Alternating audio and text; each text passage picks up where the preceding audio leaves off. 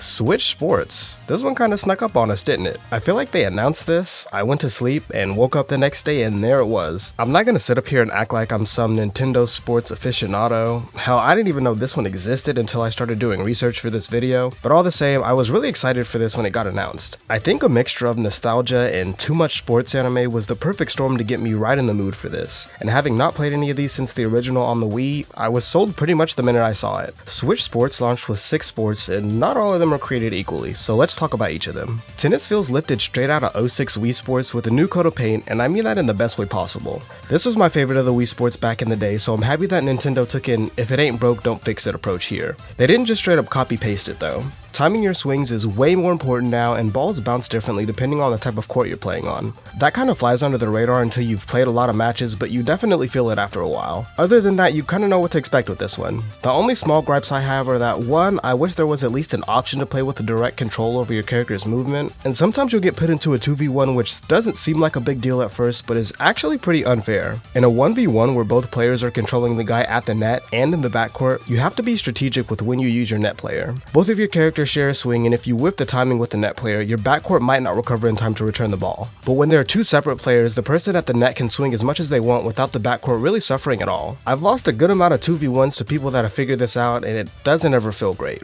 I'm gonna keep it a buck with y'all, I'm cheeks at bowling.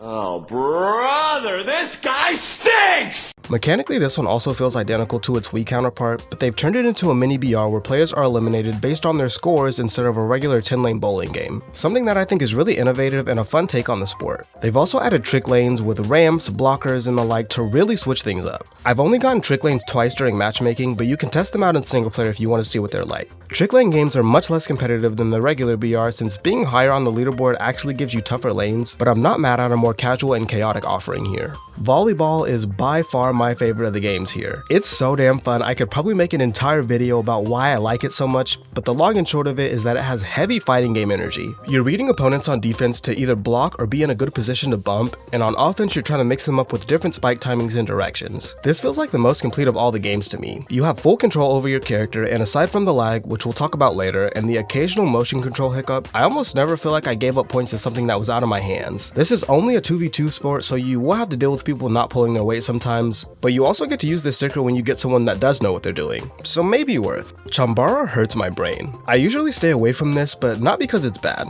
Actually, quite the opposite. The people that love this really seem to love it, but it doesn't mesh well with me. The thing that messes with me is that you have to be guarding perpendicular to the swing of an oncoming sword to block it, and I instinctively want to match the direction of their swing, even though that logically makes no sense. I've had the most success with just going ham on someone after getting a first hit in, and I don't know if it's my all gas no breaks approach here, but the Chambara matches go by so fast. Being first to 2 with matches that can literally end in seconds, you don't really get the chance to get a read on opponents like I'd like to. I think upping it to a first of 3 would improve the experience a lot for me. If you and your opponent manage to get a draw and 1 win apiece, there is a final sudden death round where most of the platform falls away, and this is really cool, even though it's a pretty rare occurrence for me. One final thing I really like about Chambara are the different sword options for balanced, defensive, and offensive playstyles. They didn't have to add this, but it gives the game a nice bit of depth. I initially had in my notes that soccer was a slower, less fun version of Rocket League.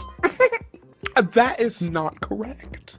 While the 2 are identical and this one is a lot slower, this is easily the most hyped game in the bundle. There's nothing here that even comes close to the feeling you get from scoring a clutch shot to bring your team back in a losing game or landing the final shot to win it all. The slower pace does take a while to get used to, but I think it actually enhances the game in the form of giving more control to the player. Part of the reason I never really got into Rocket League is because of how precise you have to be with momentum and where you hit the ball in order to consistently score goals, and how many hours it takes to actually get that good at the game. But that's not really a problem here. You can even choose where you want to kick the ball by swinging either Joy-Con in the corresponding direction. These changes make this version of soccer way more approachable than Rocket League, but it's not completely dumbed down. You still have stamina management, and positioning is also very important, especially since there are 9 other people on the field with you. Badminton is the one sport that I was a little confused about when they revealed the lineup. It's basically what you get if volleyball and tennis had a baby, and we already have both of its parents here, so I'm not sure why they went with this over something a little more distinct.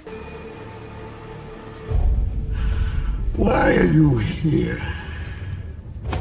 Unfortunately, it's also the worst game here, and it's not even close. Where tennis could benefit from having control over your character, I feel like this straight up needs it since the court is so small. Both characters automatically run toward the shuttlecock, and the rallies often go on for so long that they outstay their welcome. Even when the rallies finally ended, a lot of the time it felt like I was giving up points or scoring as a result of stuff I didn't have a lot of control over. Here's an example. In tennis, your character will fall over if they have to make a big leap to get to the ball, giving your opponent a chance to smash the ball in return. Well, in badminton, sometimes your guy will fall over when the shuttlecock is right in front of them. I think this happens if you swing too early or too late, but I'm not completely sure. And that leads me to the point that I think some slightly better tutorialization could take place here. There's straight up not a tutorial for tennis, even though there's different ways to return the ball, and the tutorials that are in the game really only teach you the basics of each sport. Even though the sports themselves are pretty basic, there is a bit of nuance here. In volleyball, if you wait to hit the ball while jumping instead of spiking, you can send it straight to the backcourt. It's considered a bad hit and gives your opponents a bit of an advantage, but this is actually a really viable strategy when a blocker is right in your face and you don't think a spike will make it through them.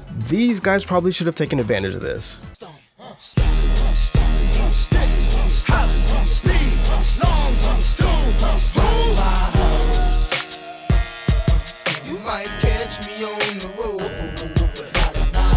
There are little hints and tips during the loading screens, but maybe an advanced tutorial for each of the sports would be a better choice. I legit probably played 50 games of volleyball before I realized you could choose who you serve the ball to.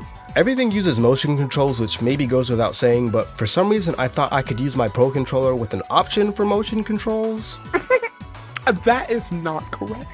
So make sure you have enough room. I don't want to hear anything about you hitting your hand on your desk or breaking your TV because you didn't use the strap on the Joy-Con, okay? In all of this footage, I was playing at my PC in my bedroom so I could also record, and I had just enough room to not be uncomfy, but this definitely works best on a big living room TV with all of the furniture pushed out of the way. The motion controls feel great here, which shouldn't really come as a surprise since the Joy-Cons are basically just better Wiimotes. They've been consistently pretty spot on, save for a few times my character maybe didn't set or spike the ball in volleyball. They are a bit sensitive, which caused some problems when I was using my non-dominant hand and couldn't be as precise, but all things considered, switch sports feels great. I'd highly recommend that you also switch your playing hand in the settings menu from time to time, unless you want to look like Morty in the Blood Dome episode.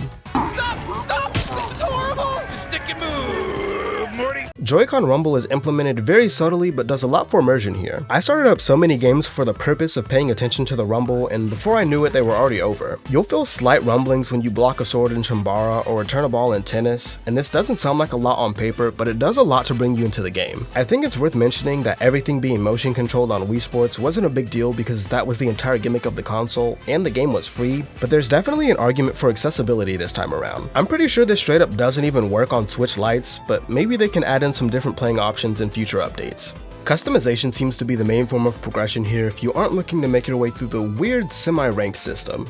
Forget all the new improvements made to the sports, this is what we really came for. Shiny cosmetics. I say this in all of my videos, and I'm gonna keep saying that I love any form of customization, and every game that has it immediately gets bonus kudos in my book. You earn points towards unlocking an item just from playing, and it usually takes about 3 games to unlock something new. The actual item you get will be randomly selected from a bingo card of your choice, and you'll get a thematic bonus set for completing the card. Everyone's cards are a little different, but a few themed items are static on each card, so it's been fun seeing avatars run around with items that I don't have yet. I'd have preferred a straight up shop where you can buy whatever item you want as opposed to the bingo card system, but it's honestly not too bad. It only takes 2 or 3 hours to complete a card, so you can easily do this in one big play session on a weekend or with a few smaller ones throughout the week. There are 3 cards active at a time, and once the new week rolls around, the oldest one gets booted. This presents some potential problems down the line. If I miss a card, is it gone forever or will it come back later on? And if it does come back later on, if I've already completed it, do I just not earn some of the theme items for that week? But mainly, I could see this presenting similar problems to Halo Infinite, where people stop playing once they've unlocked everything for the week since there isn't really anything else to work toward. I know you're supposed to play games for fun and not for rewards, but if there's one thing we gamers like, it's to be rewarded. I'm gonna shamelessly plug the video that I made about that in the iCard above. A huge flop with the cosmetics is that you can only earn them by playing online. This severely hurts the offline experience of this game for me. I guess we can check this in the why would you do this Nintendo folder with all of the other questionable things that they do. There's absolutely no reason for this. Please fix it. Honestly, if you don't have Nintendo Switch Online, I would probably skip this altogether. Unless you have a group of friends to play with in person, but let's be honest. There isn't any fun story mode or anything, so unless you want to drop $40 to play against bots, it's probably not worth it. The actual cosmetic offerings seem pretty nice, at least from initial impressions. If they keep up the trends from the first crew of maps, there's gonna be a nice mix of casual and stylish pickings along with some more out-of-the-box ones. What the hell is even that? You can unlock clothes, different stylings for your base avatar, equipment for the different games like rackets and balls, and stickers which are used for communication. I've actually grown to like these way more than I did at the start. I've been admiring the different art styles that come with each bingo card, and I'm always excited to see which ones they add every week. I really wish you could hold more than 4 though. Maybe they can add an emote wheel like in Fortnite, or let us switch between a few groups of stickers with the bumpers. From what I understand, a lot of people were upset about the new avatars upstaging the Miis, and I don't know why. I liked them the minute I saw them, and if I'm being honest, Miis are kinda ugly and outdated now.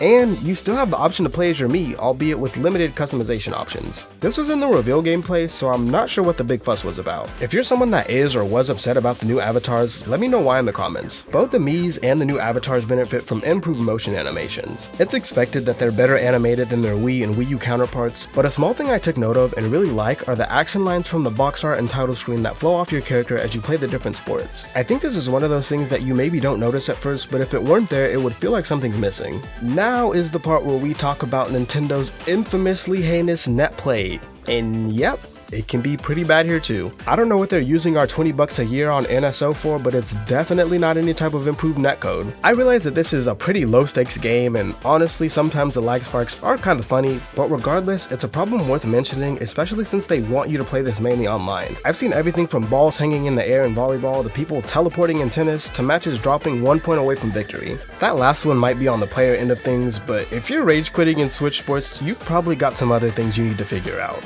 It's not an issue with every match, and the lag usually comes in spikes rather than drawn out unplayable matches, but get ready for a little jank. We know that golf is on its way sometime in the future, and data miners have already found some other games hidden away in the game's code that I won't spoil. I definitely want to see baseball, ping pong, and archery make a return as some of my top picks, but whatever games they add, they need to start doing it soon. I've only clocked about 20 hours of playtime at the time of writing, and if I'm being honest, playing the same 4 or 5 sports over and over again is getting a bit boring. Fingers crossed that golf is not the only thing they add in the autumn update, because 3 to 4 months for one sport isn't a great look for the game's future.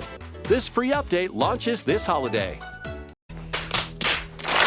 They don't even have to add completely new sports every update the way I see it. I'd be perfectly fine with them building on the already existing ones too. Maybe an actual 2v2 tennis mode, or a regular 10-lane bowling game with 4 to 6 players. They've just added the option to play soccer with the leg strap and a way to choose which way your bum goes in volleyball, so I think this is a good omen. There's a lot of things they could do with this one, and Nintendo is generally pretty good about supporting their games post-launch, so we'll have to wait and see what they've got cooking for us. Switch Sports isn't hiding any groundbreaking story or super in-depth mechanics in between its offering of bite-sized games. You kinda know what you're getting here. But I think it's gonna be a great game to play for a couple of hours here and there in between your Valorant and big story games. And it being $40 instead of the standard $60 makes it a bit of an easier sell for me. I do want to mention that even though I haven't had any problems finding matches yet, it's kind of hard to predict the shelf life here. I'm sure there's gonna be peaks and valleys as they release new content, but I think the sooner that you get in on this, the better. If you're still here, I'm gonna assume that you like the video, so do me a favor and leave a like. Each one goes a long way in getting the video and channel out to more people, and I really appreciate every one of them. If you really enjoyed the video, you can sub to the channel so you can know whenever I upload. Thanks for sticking around until the end, and I'll see you in the next one.